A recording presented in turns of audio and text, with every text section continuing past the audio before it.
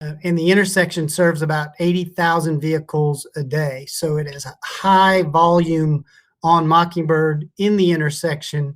And so to move those cars efficiently through the intersection, going just through on Mockingbird and not causing a cascading effect, those signal timings for the left turns have to be the length that they are.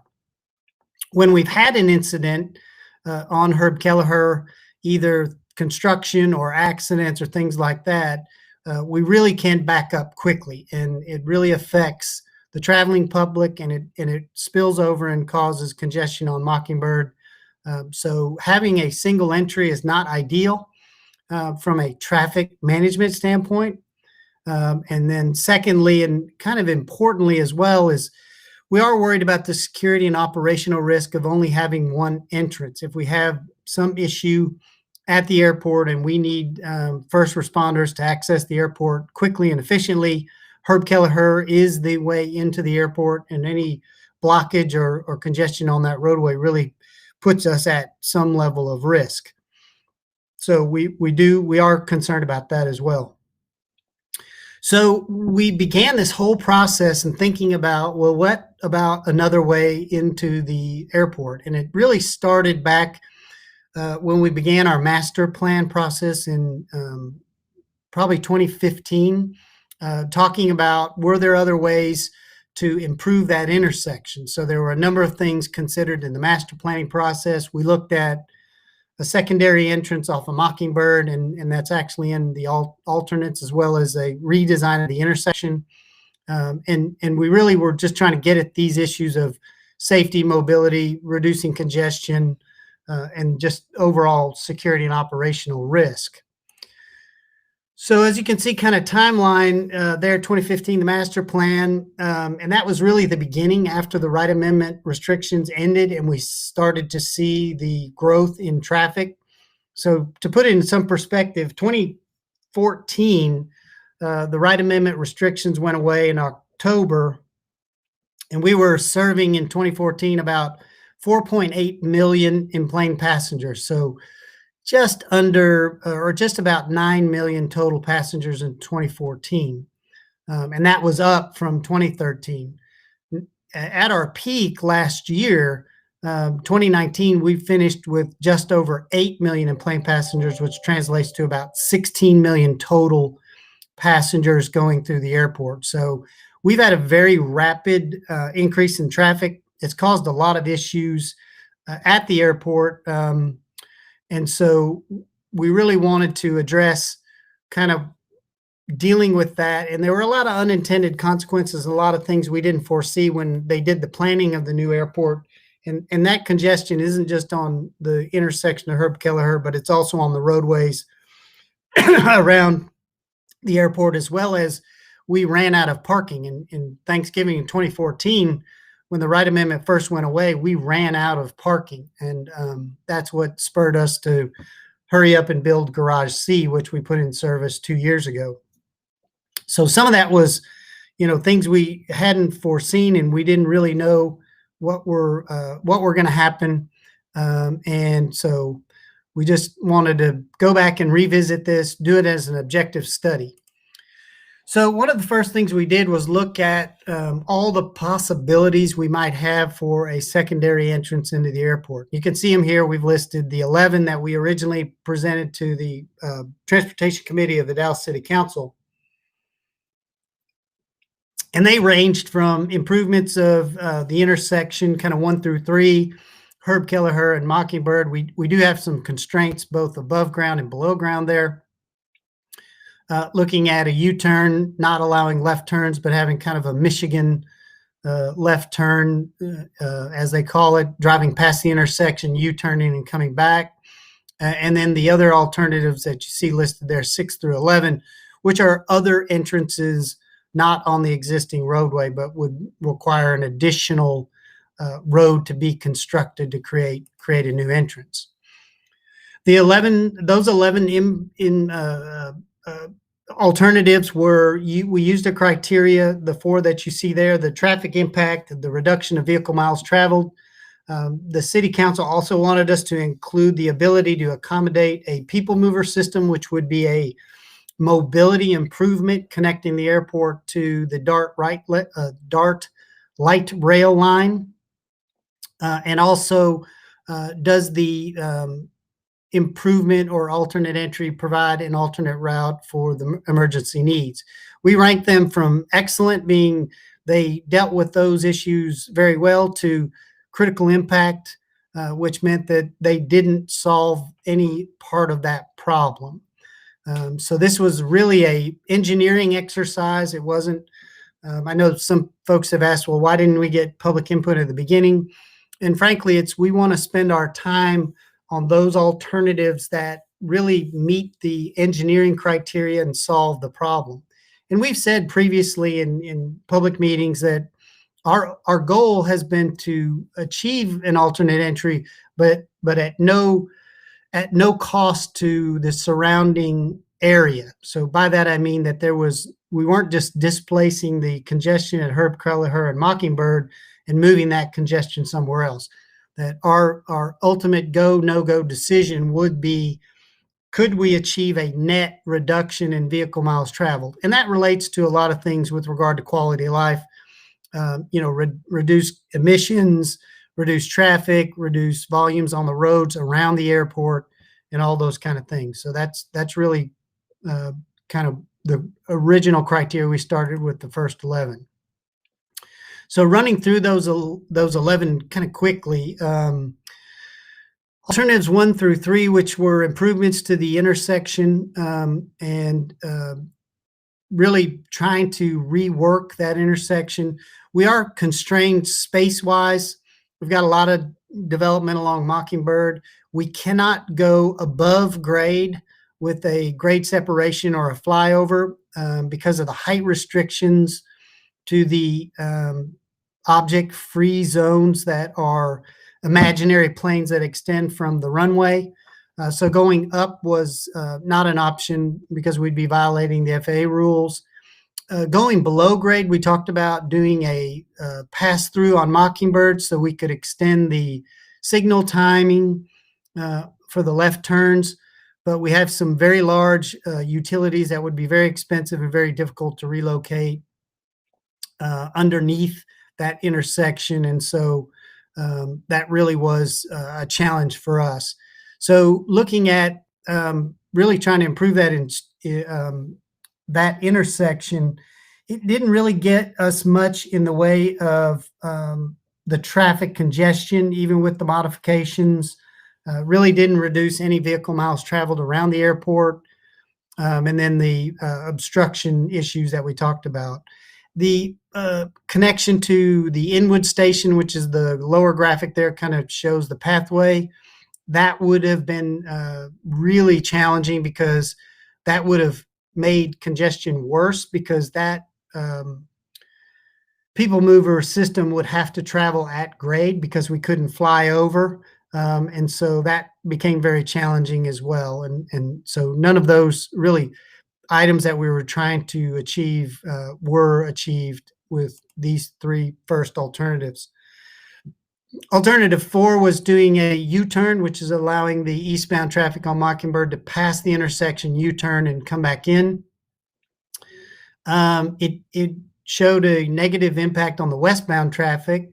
It had same issues with the people mover integration. It really added to the vehicle miles traveled because now we were actually sending cars on a farther journey to get into the airport, and didn't give us that alternate entry for emergency needs that we had identified.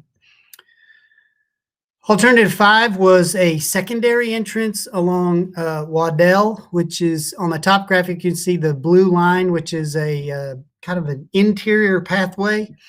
The issue on that was it would not, the transportation department with the city had rejected the idea of putting another signal between the Herb Kelleher Mockingbird and the airdrome light, because it would actually make traffic worse.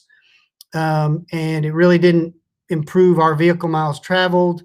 Same issues with the people mover. However, it did give us that alternate entry for emergency needs.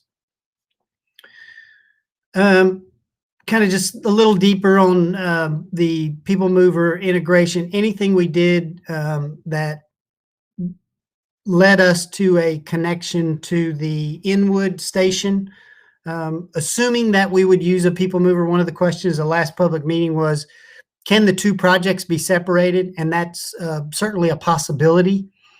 We would think that whatever improvements we made, that we could get some economies by doing both projects at once and securing right of way or whatever the case may be. The pathway to the Inwood station still remains challenging, and we've looked at that previously, as well as a tunnel to the Burbank Station. Both of those were very challenging from an environmental standpoint, as well as a cost to construct and maintain. So that alternatives 1 through 5 really were challenging for us from a people mover integration standpoint. The other alternative that didn't make the cut is alternative 11, which is the connection to Denton Drive. It provided us an opportunity to take the people mover along the roadway path with essentially a tunnel underneath the west runway. We thought it was could solve some of the problems for the vehicle traffic that was coming from the north. Putting it in the model, the traffic models, it did show a 4.4% reduction in vehicle miles traveled compared to the baseline. The integration of the APM was difficult and probably could not be achieved along this pathway because of the grade to get below the runway from the airport side back up to the Denton Drive site. So when you talk about tunnels, it's not just a question of what are you going under, it's a question of how much room do you have for the proper grades for the cars to descend and then ascend out of the tunnel. I think probably everyone, well, not everyone, but if you've been on the Spring Valley, I think is the roadway, Tollway actually operates a tunnel that goes underneath the Addison Airport. But they have a long run into it and a long run in out, which allows for the grades necessary. It did really solve the issue of the emergency alternate entry. So there were some positive benefits there, but given the people mover, the challenges with getting a people mover along that pathway, we really decided to abandon further study of alternative 11. So that brought us to our shortlisted alternatives. Essentially, the north and east provide the best pathways based on the early criteria and give us the best traffic impact improvement and best vehicle miles traveled reductions. And I think that was always our goal, that there would be a net benefit to the city in a reduction of vehicle miles traveled, emissions, and all the problems that come with more cars on the road. So alternative 6 is our Shorecrest Central Airfield pathway, which would essentially travel through the middle of the runways, just as we do on the south side of the airport. This would just mimic that going to the north. There would be some segments that would be below grade.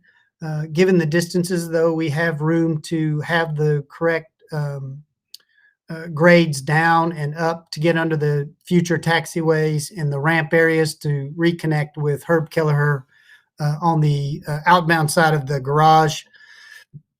That gave us a really good benefit on the airport traffic, mainly because about 45%, and we've actually seen a little bit of a swing. We model the amount of zip code users for the airport, and this is for passengers that use the airport. At the time, it was about 45%. We've seen a slight increase that close to 50% of all the traffic, all the passengers using the airport are coming from north of the airport. So we're kind of balanced. We did get over 5% reduction in the vehicle miles traveled.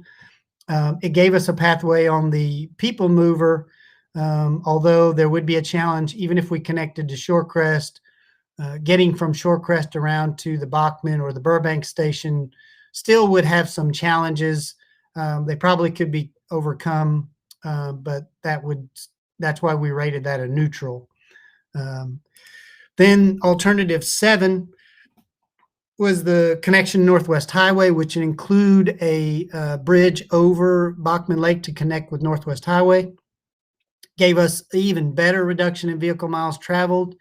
It gave us kind of the same issues with the connection to Burbank Station or the Bachman Station, but bringing the people mover from the terminal, getting it over to Northwest Highway and following a pathway to the Bachman Station seems doable.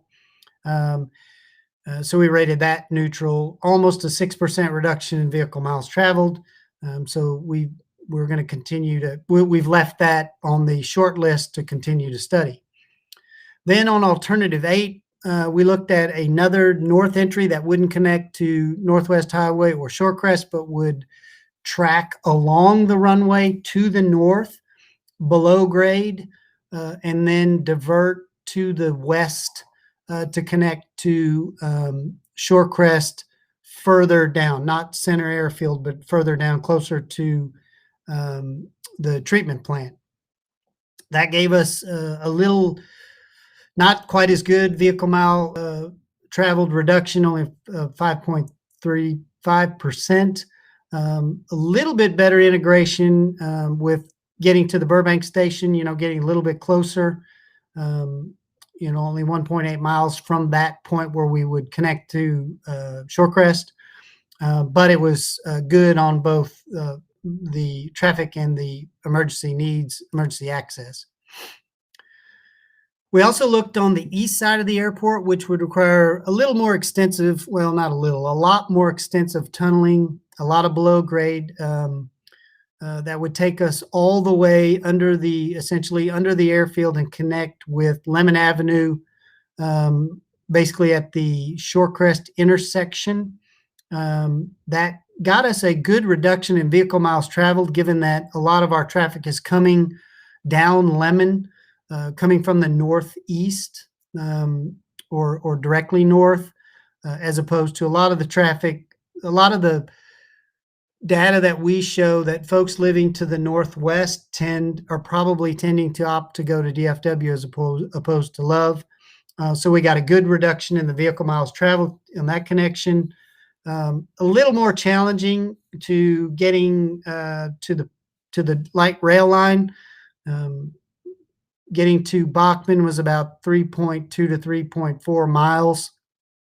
Could be done with integration with things that are happening on Northwest Highway, but we kept that as neutral. And then, of course, gave us that secondary entrance that we were looking for emergency needs. Then the other is going directly east, or I would say northeast, from the terminal and connecting to Lemon Avenue at George Coker Circle, popping up right there, which those of you that know Lemon, that's south of the Lovers intersection, or north of the Lovers intersection, gave us about the same reduction in vehicle miles traveled. Still, the people mover integration, that just adds to the distance of getting to the Bachman or the Burbank Station. Going to the east, since there's no light rail service on that side of the airport, that continues to be a challenge. But it was still a good alternative and gave us the improvement in vehicle miles traveled that we were looking for. And I think, Danetta, you want to talk about the survey, and we'll take a quick survey, and we're going to be having this survey instrument out to continue to get public input, and then I'll be back and we'll go through the frequently asked questions, and then we'll get to the live Q&A. All right, thanks, Mark. Appreciate it. So we actually introduced the alternate entry public input survey during our first meeting on June 30th. So I want to just explain to you a couple of the purposes and reasons why we came up with an alternate entry public input survey. So the purpose was to get your input Tonight, we will do a shortened version of the survey so we can review the statistics of everyone's thoughts and opinions tonight. But you can always do the full survey either by clicking the button on top of the screen or using the links for both English or Spanish at any time. It's an online survey that's going to be available until September 30th. But we wanted to gain your input on the analysis to also understand modes and methods of travel, as well as gather your priorities and consideration factors. And this survey is open to anyone. So it could be people who live right there in the community around Love Field, our airport customers and passengers, as well as people who work in the airport, around the airport. So we're looking for input from all. All right, so let's go ahead and begin the survey. So if you want to get ready to enter your information, we'd be looking forward to your input tonight. So let's start this survey. All right, so you can enter right there on your computer or your mobile phone. And we're just going to start with the first question. What zip code do you currently live in? So just enter your 5-digit zip code. And then number 2. Prior to the COVID-19 pandemic, how often did you commute to or from Dallas Love Field? So is that daily? Are you a contractor, tenant, or employee? Or, maybe weekly, maybe you're a frequent flyer. Monthly, so 12 to 24 times a year, or maybe quarterly, 4 to 6 times a year, or maybe just once or twice annually. Or maybe not at all. Maybe you just live near the airport. Okay. Then moving on to question 3. When traveling to and from the airport, what mode of transportation do you normally use? So are you using a ride share such as Uber or Lyft? Or maybe a traditional taxi? Are you using a ride share van company? Maybe a rental car, public transportation like DART? Are you picked up or dropped off by someone else? Or do you drive yourself and park? Or do you walk or use a bicycle? So you can enter your choices. Then moving on to question 4. If you drive yourself, where do you park? So do you use our on-airport valet parking? Do you self-park in one of our lots, garage A, B, or C? Or do you use off-airport parking? Then moving on to number 5. From the list provided, we'd like you to rank your priorities. So from 1 to 6 of the list provided, with 1 being the most important, and then 6 being least important on your list in determining an alternate entry at Dallas Love Field. So would it be environmental impacts such as air or water quality? How about decreased traffic congestion? Or C, increased public transit or more mobility options? Or D, impact to Bachman Lake Park or trail? Or E, increase in neighborhood traffic? Or the last one, safety, so such as an emergency evacuation, terminal operations, or first responder access.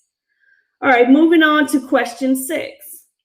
Prior to the COVID-19 pandemic, did you take alternate routes to avoid the intersection at Mockingbird Lane and Herb Keller Way, Cedar Springs Road, so our main entrance, if you were not traveling to the airport? So either yes or no, if you were not coming to the airport, did you avoid that intersection?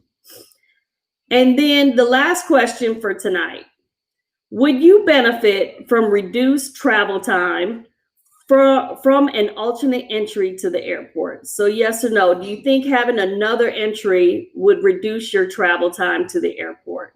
So let's just give you a couple of minutes here to respond.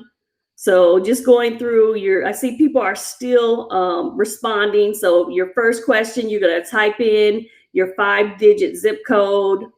Your second question, you're going to let us know how often you're traveling to the airport. Your third question, how you get to the airport, what mode of travel do you use? If you do come to the airport, do you drive yourself or do you park? And then the fifth question, ranking your priorities. So is it environmental, traffic congestion, public transit and mobility, Bachman Lake Park or trail, increase in neighborhood traffic, safety? What are your biggest priorities? You can rank those 1 through 6. And then just understanding if because of the issues at the main intersection, do you normally avoid that intersection if you're not coming to the airport? And then the last question, would you benefit through reduced travel time if there was an alternative entry to the airport? Would that be a benefit to you? So let's just give you a moment here. If you guys can complete the quick questions here. So for tonight, this is not a complete survey. Some of these questions are on the online survey that you can take, and you can take the full survey there. There's a few other questions that go into a little more detail, as well as you can provide any input or any other information you like. We just wanted to kind of get a general idea of where your thought process was on some of these questions tonight that may trigger some additional questions. Okay, so we'll give it about 30 more seconds here if you guys want to finish up. I see there's a couple of questions still coming in. So just 7 quick questions. And if you can't answer tonight, if maybe you're just on the phone, remember, you can always go to the online survey, and the survey will be available until September 30th. So there's ample time to do the survey if you want to review our frequently asked questions or go to another meeting. There's still time to give your input, and as well as you can share this information with your neighbors and your friends. All right, let's go ahead and start closing out the survey. And we're going to end in 5, 4, 3, 2, and 1. Okay, so we're going to go ahead and share our results here for tonight. All right, so you can see we've had about 42% of people who voted tonight. We won't be able to show all the different zip codes since they will be unique, but we have that information to help us know if you live near the airport or not in answering some of your questions. So number 2, how often do you commute? So it looks like most of tonight's attendees are normally monthly or quarterly, or maybe just 1 or 2 times a year. And then number 3, when traveling to the airport, what mode of transportation are you using? So it looks like a lot of us are being dropped off, or we drive, or maybe we use an Uber or a Lyft. And then moving on to number 4, if you do drive yourself, where do you park? Are you using our on-airport garages, or are you parking off the airport? And it looks like almost everybody is doing on-airport parking. And then moving on to question number 5. From the list provided, what is your number 1 priorities in determining an alternate entry to Love Field? So it looks like for tonight, our biggest priority is impacts to Bachman Lake Park or trail. And then some of the other ones, decreasing traffic congestion and increase in neighborhood traffic. Okay. Moving on down the road here, let's see. Number 6, prior to COVID-19 pandemic, did you take alternate routes to avoid the intersection? So no. And then the last question, would you benefit through reduced travel time from an alternate airport entry? So it looks like for tonight's attendees, most of you are saying no, but there probably would be some that would benefit from an alternate entry. Thank you again for giving your input tonight. This just kind of gives us a general idea of where your thoughts are. And like I said, you can still take the full survey and give additional information. You can click the button to do that now on top of the presentation, or you can also do that at any point in time. The information, the links are here. Again, it's just /AEA, underscore EN for English and ES for Spanish. All right, Mark, you can take it away for next steps. Thank you. All right, thank you very much. So we will continue to gain the public outreach. That was kind of the direction we were given by the city council. We do have some additional public meetings scheduled for September 3rd and September 22nd. So if you want to attend those, we'd be happy to get the detail about out that. We'll get that out to you soon. We don't anticipate doing in-person meetings. They'll probably continue to be virtual. To be honest, although we have pretty good turnout to a lot of the good neighbor plan meetings, the various environmental meetings and things we've had at Love Field, we really are getting a pretty good attendance. Over 100 attendees last meeting. And I haven't seen the final numbers for this evening, but I think we have over 100 as well for tonight. So we'll plan on September 3rd and September 22nd being virtual, unless something changes dramatically and we feel like there's a need for an in-person meeting. We'll just plan on those being virtual. We're going to continue what we've been doing all along, which is working on the traffic analysis, the emissions. We've really kind of broadened the area by which we've been looking at the impacts. We'll continue to work on the people mover integration. And then this next round, now that we've narrowed down to the shortlisted alternatives, we're going to actually add in the design feasibility and some rough cost analysis so that we get some sense of what this project might look like from a cost basis. The one thing I can say, that the development that's happened since the last public meeting, I've had a couple meetings with the council members around the airport, and they really want a bigger sort of plan around Love Field. So there's a lot of things going on, not just at the airport, but things going on with our transportation department, sustainable development. We've got affordable housing issues looking at on the north of the airport. We're looking at redevelopment of those neighborhoods kind of in the Bachman Lake area. We also have Parks Department doing improvements to the park. So there's just a lot of things going on. So we've been asked essentially to put together a team along with the assistant city manager who is over transportation and the bond program and sustainable development and then we're bringing in planning and neighborhood vitality, which is really a planning department for the urban planning piece, bringing everyone together to start working on or at least sharing information on all the initiatives that are happening.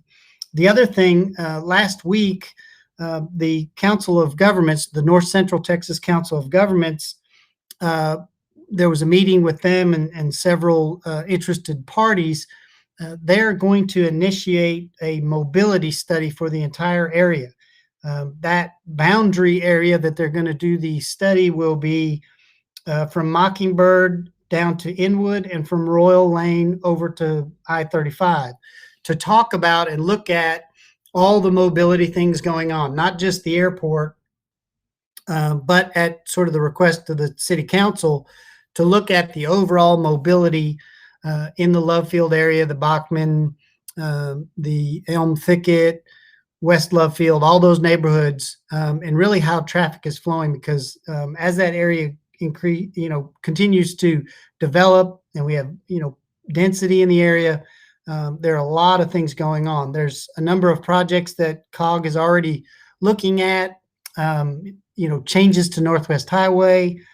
I know that there's been a request for a pedestrian bridge over Northwest Highway to connect the neighborhoods to the north of the lake to the lake, although that's not yet an official project.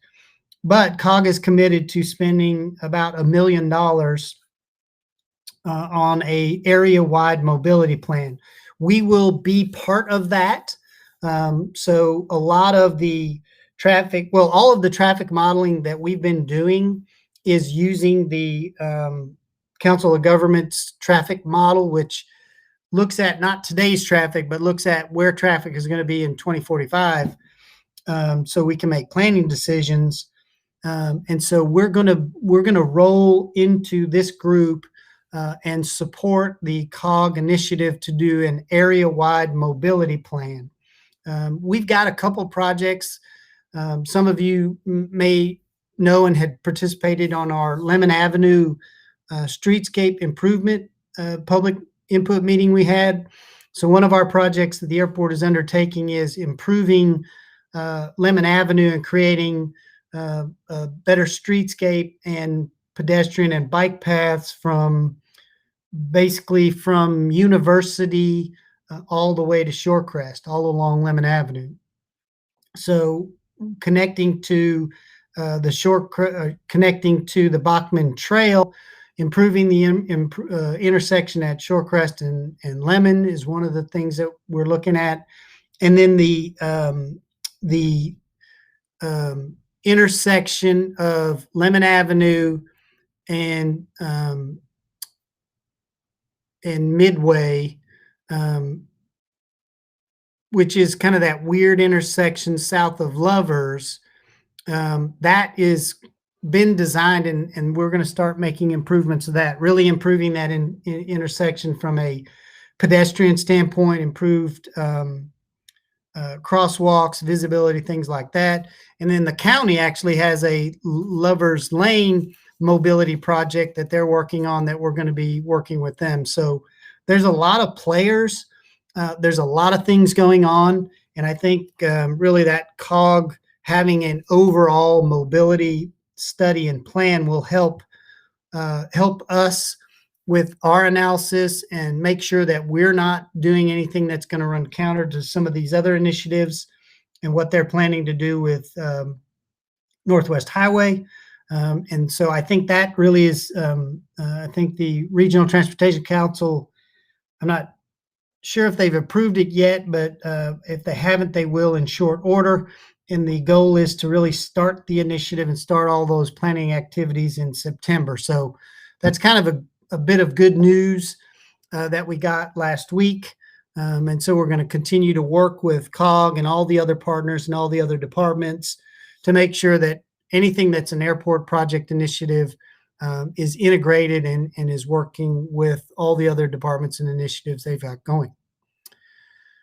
As always, you can keep up with us on our social media platforms. We push a lot of information out on that, as well as our website. This is my direct information if you want to contact me directly.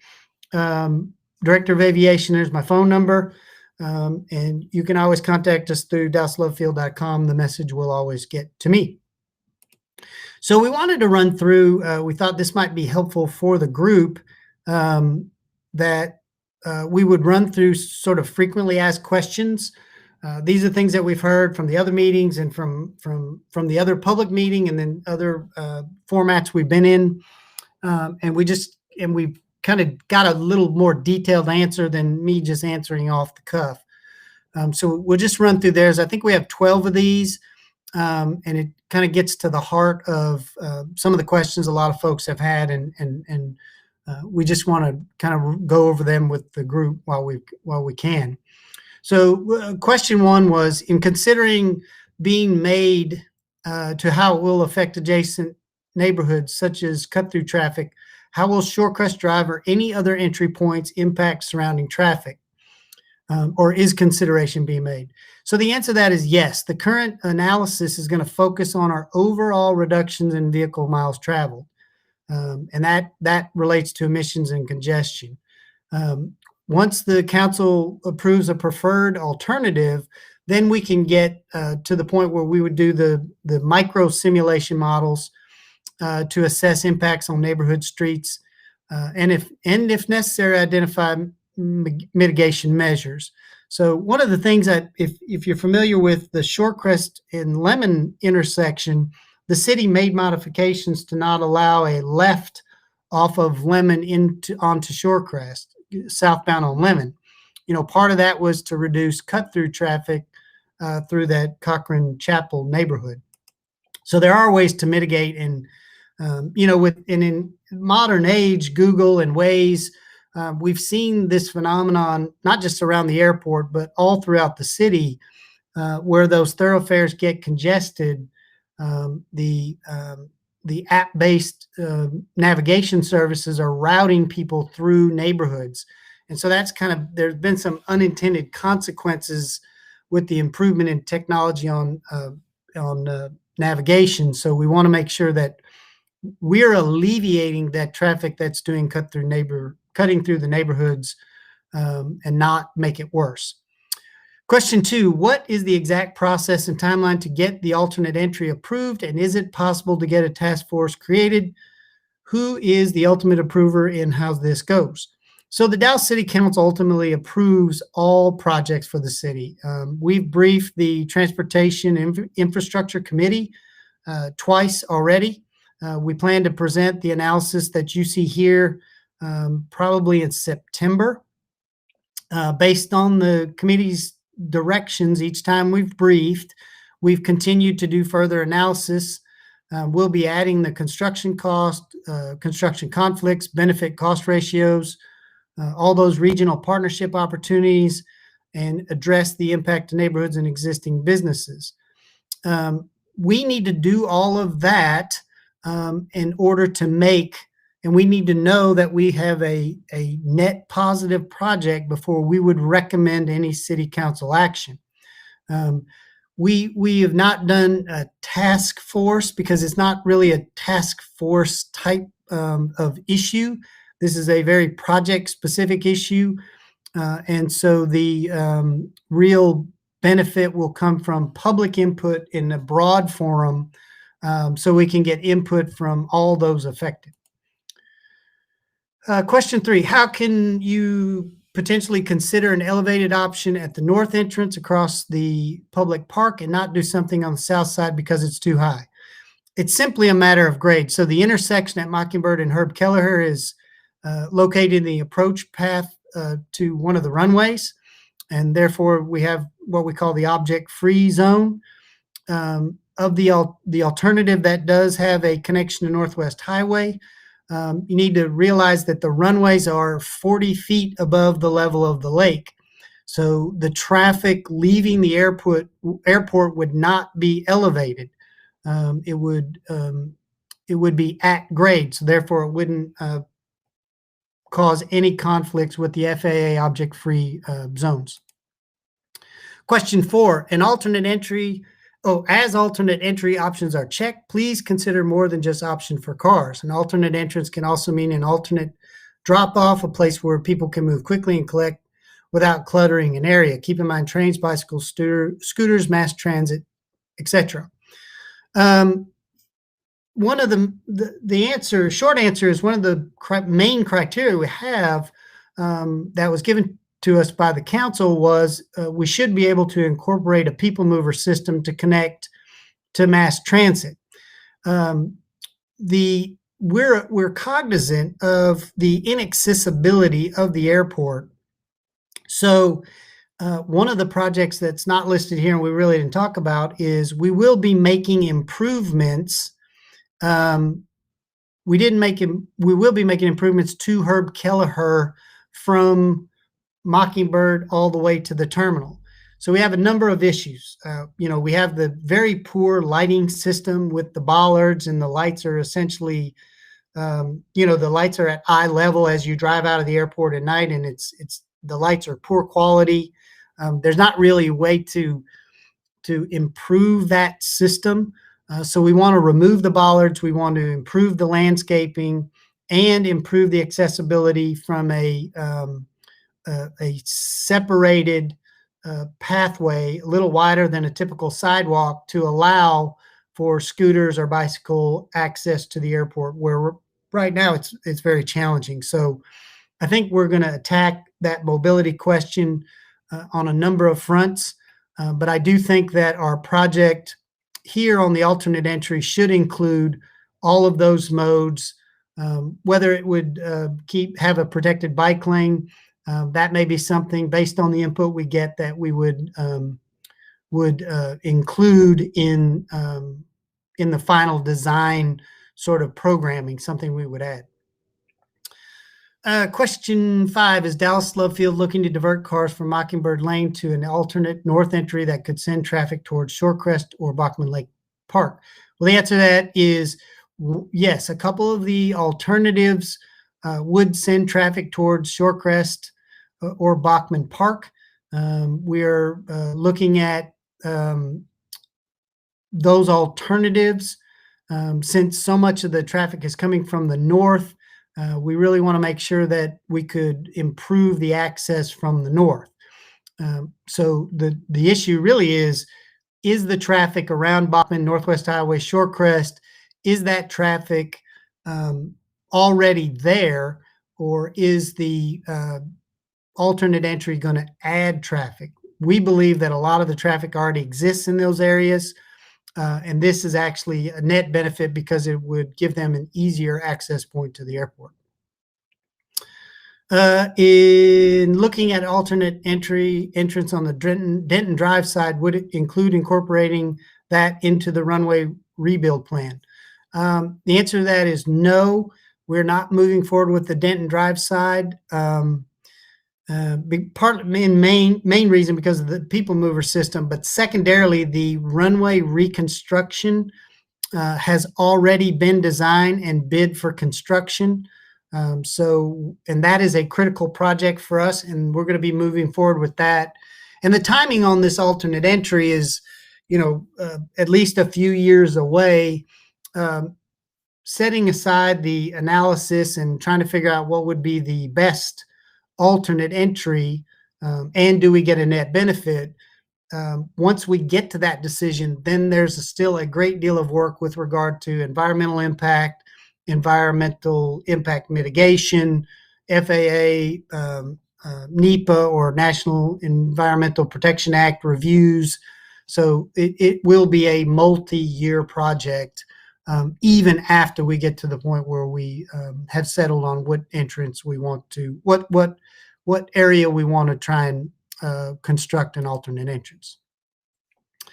Question 7, with the reduced traffic citywide, why is the project needed? With the economic impacts, lower flight traffic, how is this a viable use of taxpayer dollars? Well, it really is. It's not needed right now. It was needed earlier this year, but it will be needed in the future.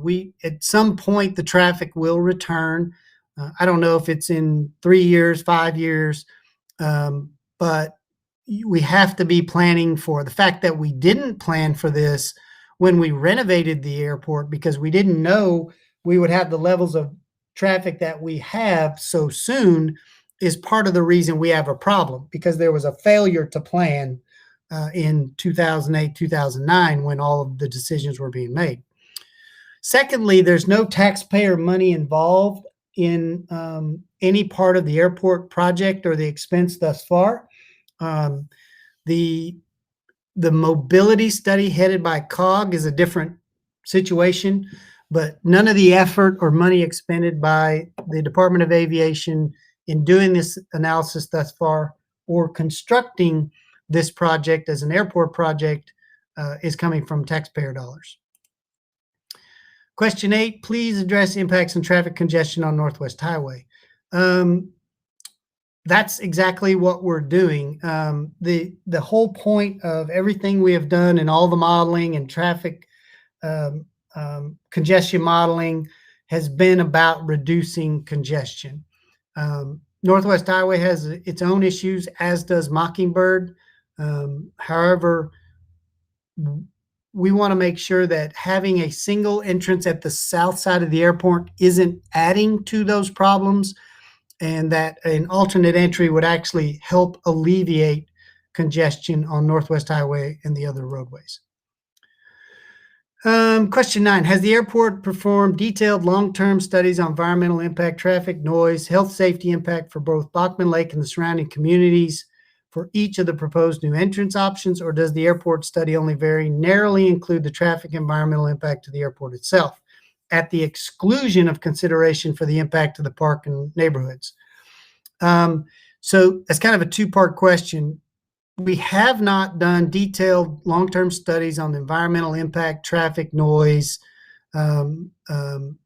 for the affected area or any of the areas affected by the selected alternate entrance.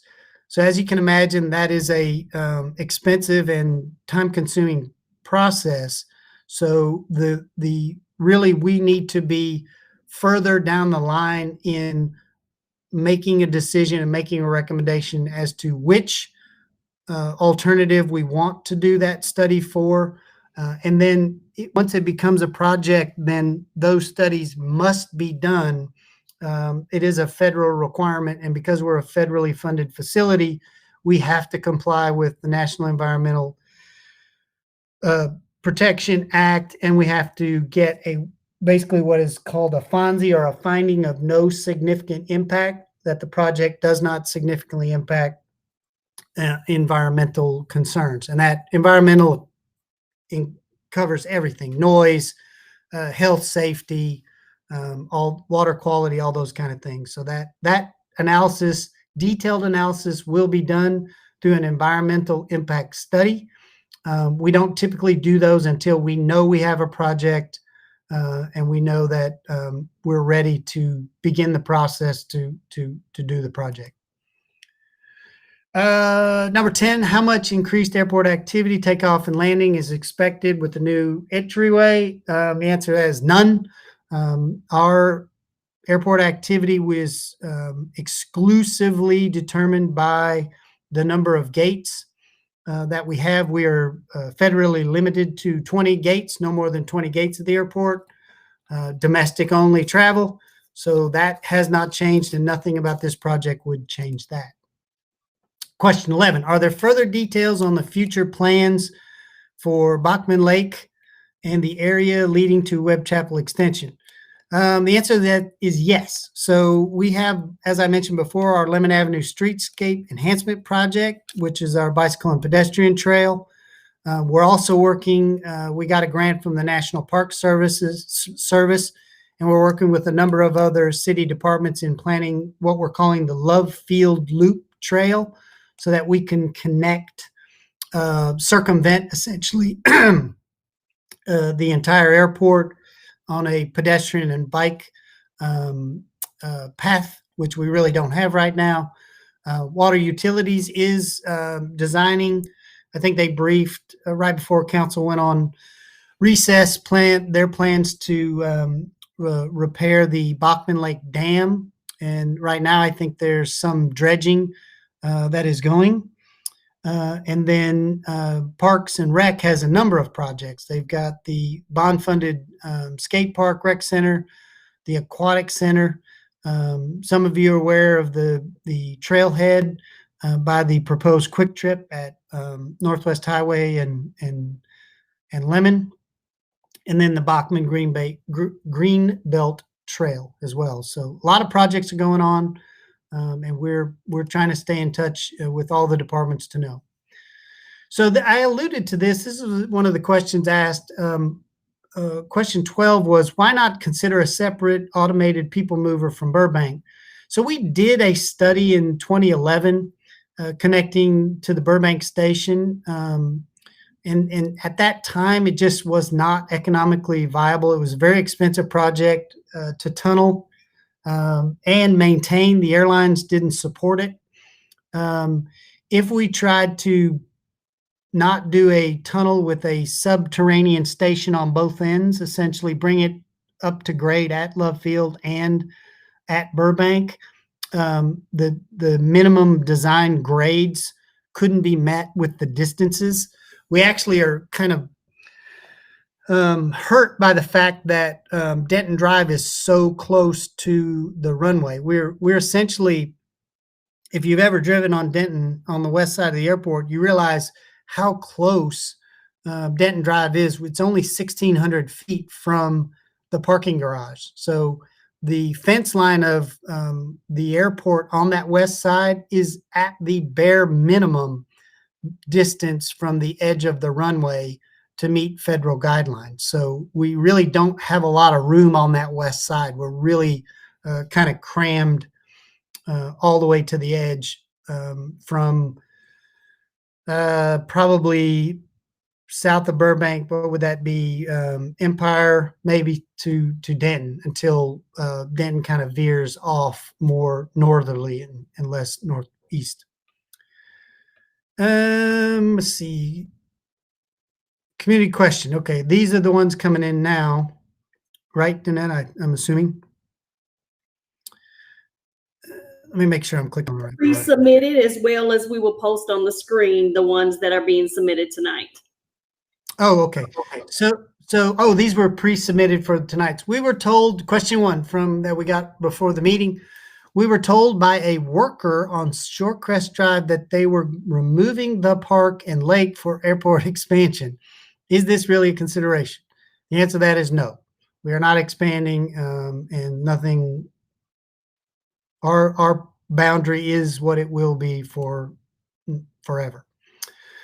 Question two, I'm concerned there's so much focus on vehicle miles traveled for users of the airport. The focus should be on the impact of people who live here 24/7 and not the people who come and go from the airport, whether it takes them 10 more minutes to get there or get home.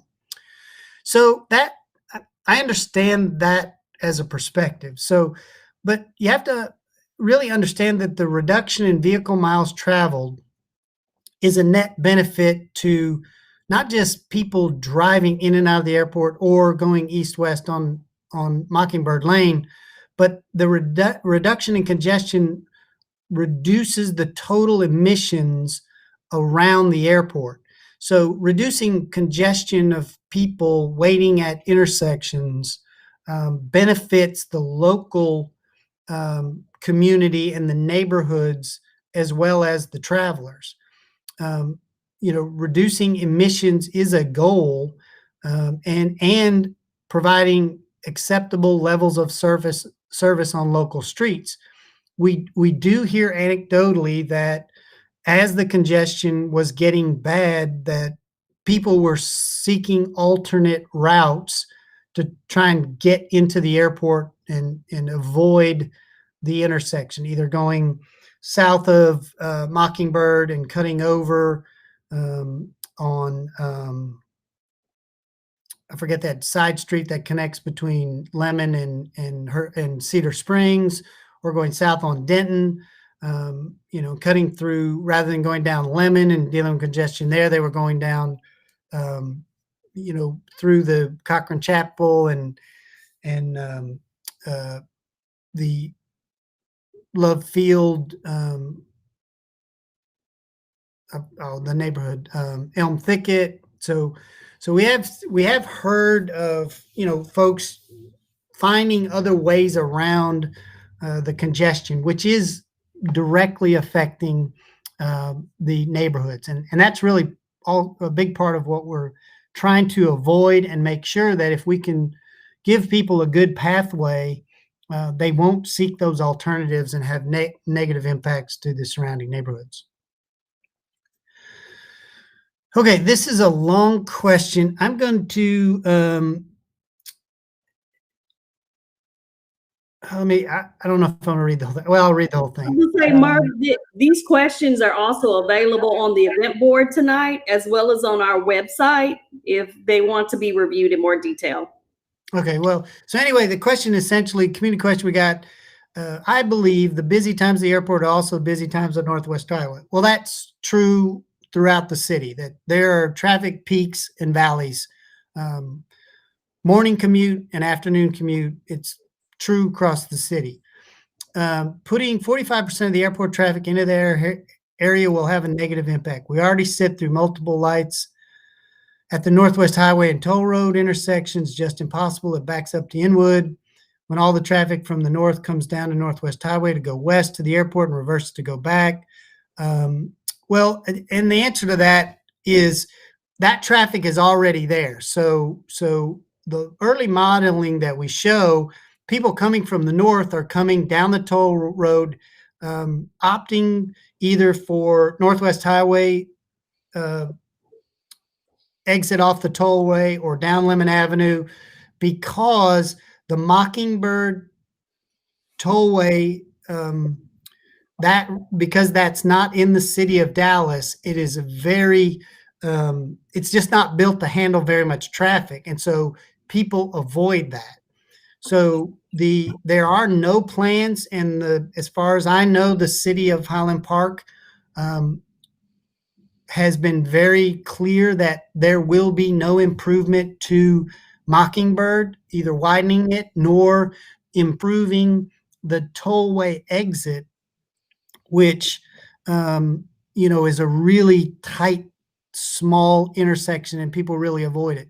So Northwest Highway is already bearing that traffic. They're just getting off on Lemon Avenue to come south, or they're cutting down Inwood down to Mockingbird or various things. So they're, cutting through there, as this indicates, Lemon, Inwood, Bluffview. So folks are still finding pathways coming from the north. The entry point on the north could reduce traffic on those roadways, and that's what we're really doing this detailed analysis, and what we'll be doing with the Council of Governments, looking at all of those traffic models to figure out, as you change one roadway, that affects a lot of other roadways. So we will continue to work with that. I think the question, this really isn't, and early indications are there's not any net new, since we're not really adding roadway capacity, which can induce demand. So all the traffic analysis that you might read about, if you build a bigger highway, it just fills up with more cars. Since we're not proposing a roadway capacity improvement, we're actually just trying to improve the roadway grid, so to speak, so that most sort of traffic planning talks about, and urban mobility is, if one of the challenges Dallas had is the grid system wasn't really well thought out. And so improving that grid system gives people more direct pathways in all forms of mobility.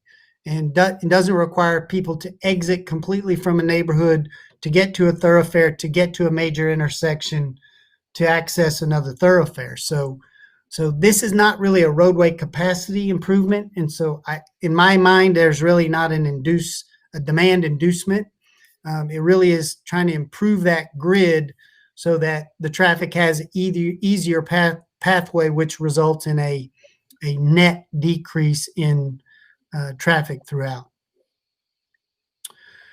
Okay, on to, and Danetta, are you going to toss up questions and we'll try to run through those? We're going to move on to the Q&A session for the questions that we've received tonight. So you can continue to post in the chat. We've got already about 25 questions that I've posted in the chat for you guys to review what's coming up. But go ahead and send in your chat. Remember to use the blue question mark button so that it will go into the Q&A versus a regular chat. So let's go ahead and start with the first question. For a first responder entry, how about an entrance at the back door of the fire station exclusive for security personnel? So we have two fire stations, and so let me, I believe the question is about Station 42, which is on Mockingbird. That is a structural station that serves the community. We also have a aircraft rescue and firefighting station on the north side of the airport, which is Station 21. So there are pathways that we could use in an emergency. The issue becomes the backside of that fire station is airport operations area. So only trained, badged, cleared people can access the airport operations area.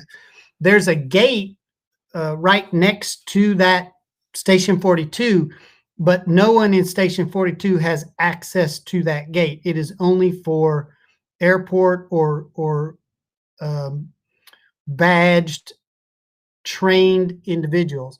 The question is, if we have a major event, we would halt all, I would assume, halt all aircraft activity, and we could open up the gates and we could have, fire trucks or police cars just drive onto the airfield. For an event that really isn't disrupting the entire airport, that is not an option to bring anyone who's not trained and badged onto the airport operations area. So right now, no police officer or firefighter can access the airport areas. Even though they're first responders, they either have to be escorted by the Love Field police unit. We have a dedicated unit, or they have to be trained and badged individuals to access the airport. So a non-secure, non-federally federally regulated security area, like the airport operations area or the sterile area of the terminal, we would want, our preference, and if we had an incident, allowing first responders public road access to the airport. That is our priority. Explain how to justify the cost of people mover now that we have Uber and bus service. How does that make financial sense? I think all mobility options need to be made available. I think shared ride is a service, and we need to accommodate that, and we've made several modifications. It's interesting. The shared ride, although it's down because of the kind of concerns during the pandemic, but the shared rides actually result in a increase in the amount of traffic in the airport. Unlike people that drive and park, it's one trip in, one trip out. If you use a shared ride service, it's one trip in, one trip out, assuming there's not a rat back, and Uber and Lyft really have not been doing that at Love Field, which means when they drop off a passenger, they can't immediately pick up a passenger. They have to circulate back out of the airport and get into a virtual queue. So the shared rides actually cause more traffic, although it's still an alternative, and we see we were seeing about 21% of our total arrivals were using shared ride services. We only track the arrivals because we only charge on pickup, and that number is down. So even though our traffic is down, but as a percentage, only about 11% of our arrivals are using shared ride, and that might be due to COVID. So I think, when we do airport planning, we need to address all those mobility options. So shared ride, drive and park, bus service. We currently have bus service from DART, so that's available, and people take advantage of it.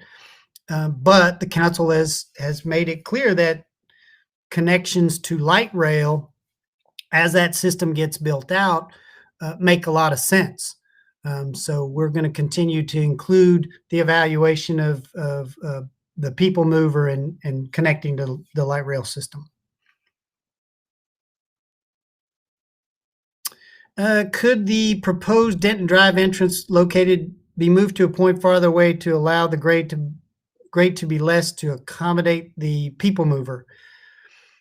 I think it probably could be engineered in a way which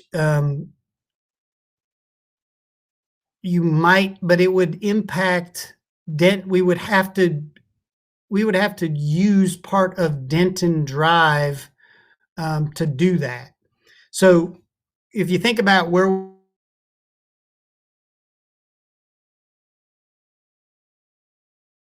that's right up to the edge of Denton Drive.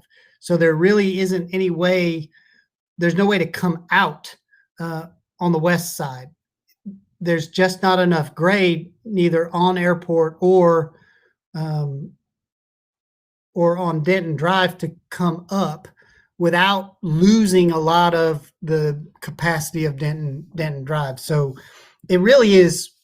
I had a lot of hope for the Denton Drive entrance, but it's just too close, and it's just too difficult, and it's too built, too many structures to really try and get up and out, given the depth we would have to go to get under the runway. So it just became a real engineering a problem. So it's just not a way to make it happen. Has the bridge over Bachman Lake been abandoned? One of the alternatives does include a bridge over Bachman Lake. Why didn't you consider financial costs early in the process? It really just comes from a standpoint of we need to know from a technical standpoint which alternatives that we were thinking about achieved the goals that we wanted to achieve. So in the public realm, we look at a lot of alternatives. The goal is to not spend a lot of money doing deep analysis on every alternative. So it's an iterative process. The goal would be, well, if this one has a fatal flaw, we're not going to spend any more time or money on it. So the order of magnitude on cost just wasn't necessary, wasn't a necessary expense until we knew they were viable options. And given kind of the criteria we started out with and the commitment we made to this would have to be a net benefit project, those earlier projects fell out. And so there was no point in figuring out what the cost of those were. We are now at that point where cost starts to factor into it, and what the economic modeling would be on how we would potentially pay for it. All those things are now, it's an appropriate time to bring them into the process. Would any of the shortlisted options prevent the airport from building more gates in the future? No, I don't. We really aren't considering building more gates since we're not, we're federally prohibited from doing it. So we don't have any consideration of gate construction or expanding the number of gates in any of our planning, in our master plan, or any of these projects. So it's not something we consider. Will any of the entry options prevent any future terminal gate expansion Love Field? We really need to free Love Field. This assumes aviation returns post-COVID. So kind of the same way. On the face of it, I don't think any of the roadway options would prevent any expansion. We haven't considered it. I can tell you that the 20 gates we have, there would need to be, if there was ever any change to the federal law, it would require another complete construction, because the current facility that we have at Love Field is absolutely at capacity. There's no additional, and any of you who've flown before COVID know that we're all, the checkpoint is at maximum, the baggage handling system is at maximum, and so 20 gates is what we got, and that's what we're planning on. If you can build a tunnel from Bachman to the terminal, why could you not do tunnels to Mockingbird? You could build a tunnel for the people mover from Inwood. Tunneling, once you go below ground, I could tunnel all the way to I-35, theoretically. The issue becomes, is there a way to connect to Mockingbird via a tunnel? And none of, the whole reason we stopped looking at improving the Mockingbird intersection improvements, and mainly the below grade separation idea we had back in 2015 was the amount of utilities and the difficulty that we would have doing any kind of construction. Mockingbird's a very old thoroughfare. There are a lot of very large utilities. If you were around the airport over the past year or so, you saw just the tremendous amount of water system improvements that have been done around the airport. So as they're, modernizing the Dallas water utility system, a lot of electrical, a lot of stormwater. There's just a lot of stuff going on that would be, very, very difficult to deal with. And so it just didn't seem viable for us to continue to look at any connection to Mockingbird, below grade or above. If you had any of the alternative entrances, how would that traffic get across the runways to get to the terminal? So anything on the graphics that we showed, the dashed lines represent below grade or tunnel. So if we're coming the west side Shorecrest connection, that would have some tunneling under a runway. And then both of the options connecting to Lemon would have tunnels that would have to go under the runway. And if you think about DFW, going under taxiways is pretty routine. You go under 7 taxiways driving from the north end of DFW to the south end. So those can be engineered. Those are just like any other sort of overpass. They just have to be built to the standard of carrying the airplane. But if we did either of those 3 options, then we would have to do some tunneling under the runway. Please explain why you cannot just widen Mockingbird on the north side, currently occupied by the parking lot operators. The east side, there's land available. I would agree with that, but on the west side of the intersection, there's no land available whatsoever. Mockingbird could be, theoretically, we could eat into some of that land on the airport side, but the issue becomes the throughput on Mockingbird would have to be improved its entire length.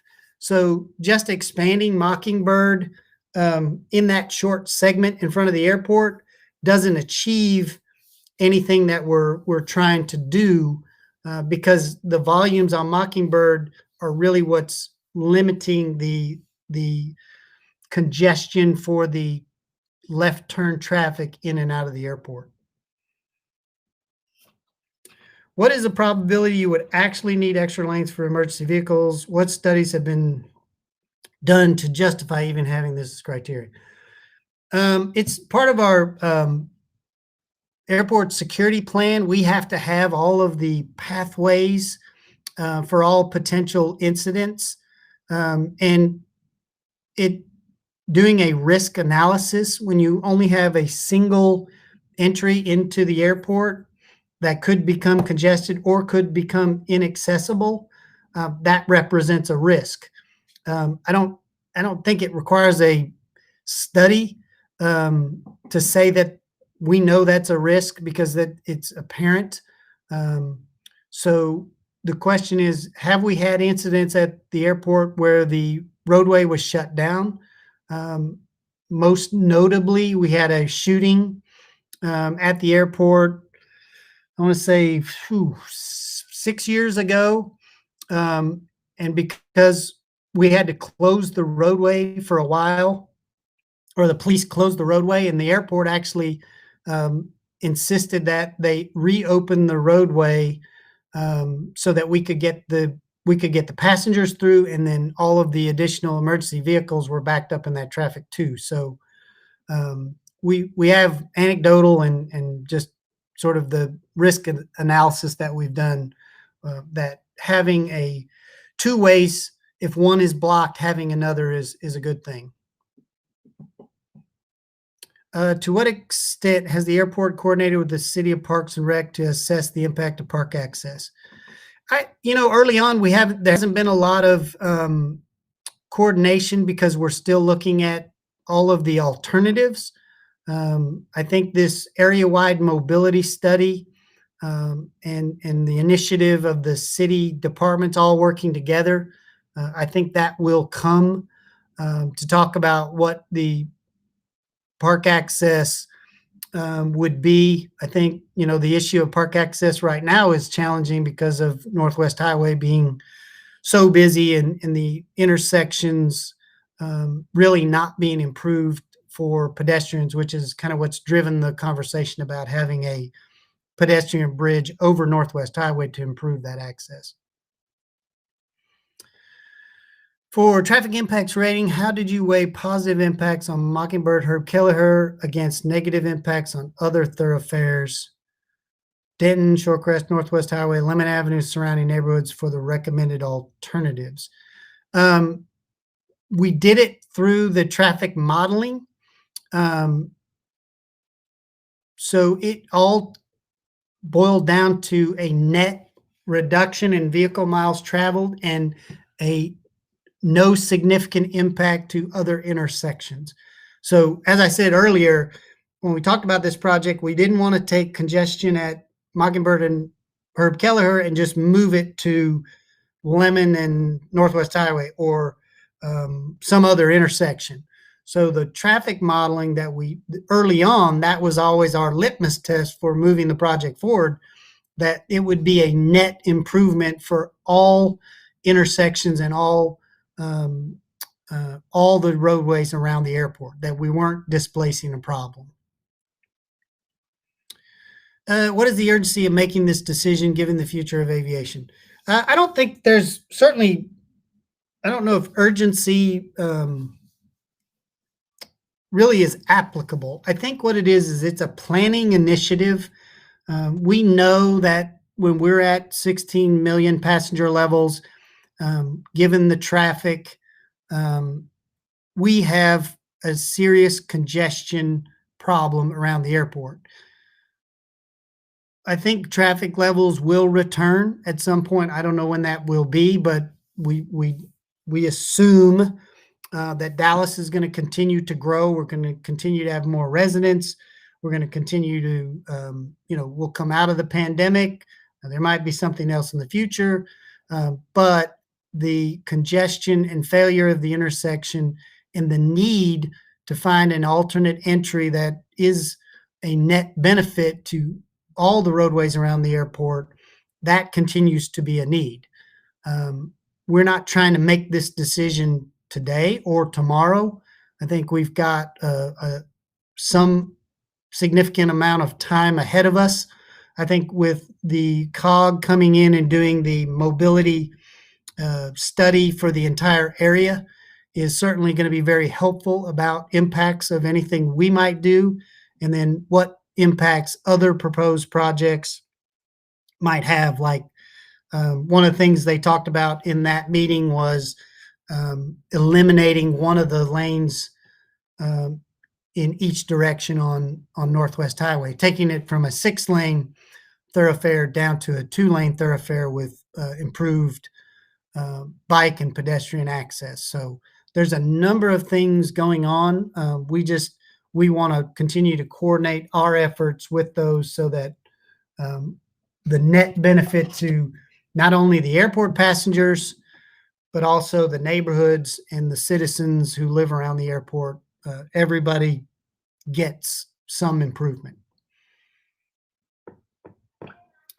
It seems in most of the options, the new roadway ties into outbound traffic, which means the alternate entry, inbound traffic would need to cross over outbound traffic in order to get back around to the main entry.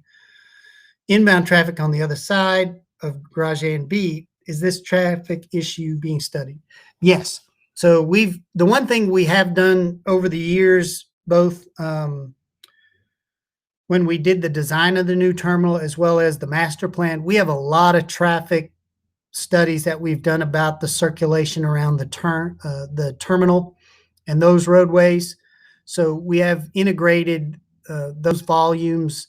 And we do have a pathway. We have the circulator road, which is on the south end of Garage B, which is intended for people to be able to circulate back into the traffic.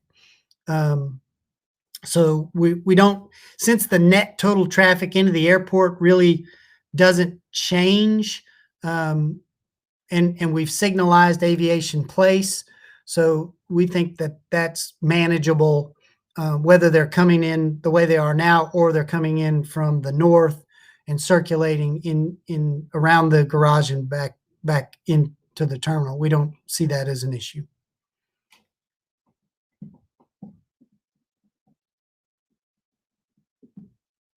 There are citywide traffic peaks and valleys, but you only focus on Mockingbird, no study on Northwest Highway.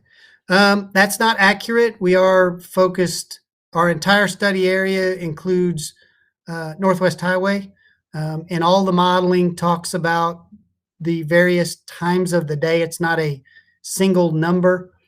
So all the traffic studies talk about peak periods, AM, PM, non-peak, and talk about the volumes, congestion levels, and failure of the intersection. So we are. We need north-south bike paths to get across Northwest Highway. We would agree.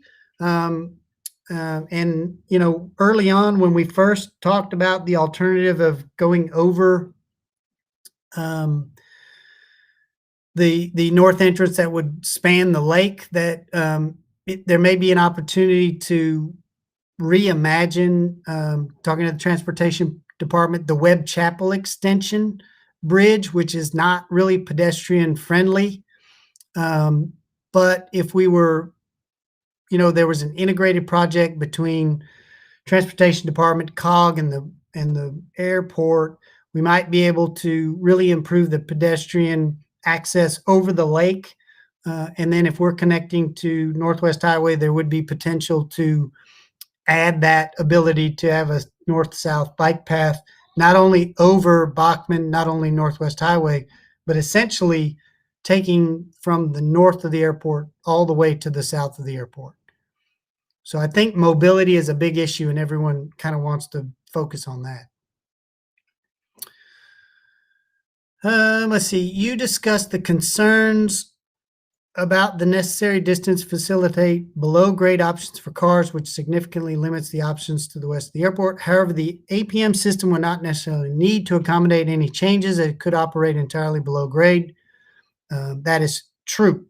With elevator, escalator access at the terminal side and Burbank Station side, wouldn't it be most prudent to facilitate a fully below grade solution in more or less straight line for baggage claim to Burbank rather than riding along the vehicle right away if that alignment is in the wrong direction to connect to either Burbank or Bachman? As I mentioned, we did that exact study in 2011.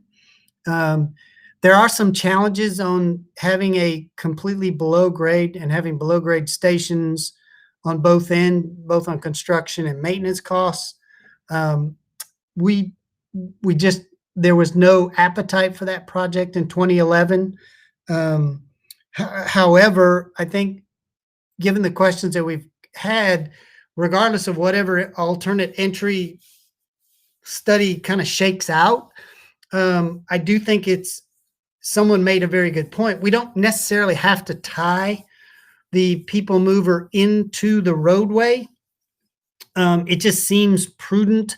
If we're going to use right away, we could, especially at grade, which is, it's just the cheapest way to do it. The more we can do at grade, the easier it's going to be. But we're not opposed to looking at two different solutions. Now, if we do that and we look at a people mover solution independent and not integrated in a sort of the alternate entry project, then the people mover question is really going to have to then stand on its own, and we'll need a justification for that, for the airlines and the expense and that kind of thing too. So there's some challenges with that, but I think we're definitely open to looking at a people mover solution, irrespective of how the alternate entry discussion winds up. With 45% of traffic expected to use the north entrance, how can you say that will not increase traffic on Northwest Highway? Because quite frankly, most of the traffic that's coming from the north is either using Northwest Highway or Lemon. So most of the traffic on Northwest Highway that is going to the airport is already there. And that's what the early models really show us. So it's just a question of, do we get them into the airport quicker, or do we then ask them to drive all the way around the airport, which is really why you see that reduction in vehicle miles traveled, because we're taking everybody from the north, making them use the roadway system to the north of the airport and to the east of the airport to get to the south of the airport. So it's, the traffic already exists is essentially the answer to that question. Denton Drive does not appear to be crowded, certainly when compared to Lemon and Northwest Highway. Why not use part of Denton Drive as dedicated entrance exit? It was one of the alternatives. I think we do have a slide. If you missed that portion of the presentation, it just had a lot of challenges on grade. It's essentially too close to get to the airport to get down and get back up. I will say that the one conversation we've had with the transportation department is in our Love Field Trail loop. We've asked the question about maybe reimagining Denton Drive to create a dedicated, protected pedestrian and bicycle lane, maybe taking Denton to shared turn lane or an alternating turn lane, and reducing the total width of Denton Drive to to let us connect north south on that west side of the airport, because it's not a way to do it on the other way. The dark line runs on the west side of Denton, and we're on the east side, so it's a pretty narrow corridor. But as you said, it's not as heavily trafficked. And then, of course, the signal timing at Denton Drive make it really challenging to get onto Mockingbird on a left turn. So, and that all goes back to the volumes on Mockingbird really affecting all those other streets and how they play into the grid system around the airport. Did you say the meeting is to be held in September, that we will know what has been recommended to the city council as far as the preferred alternate entrance? No. What I said is we would update them with where we are thus far with the shortlisted alternatives, get their feedback, and our hope is to take a lot of this feedback we're getting from these meetings and share that feedback with the council at that meeting. But there will be no recommendation for any specific entrance.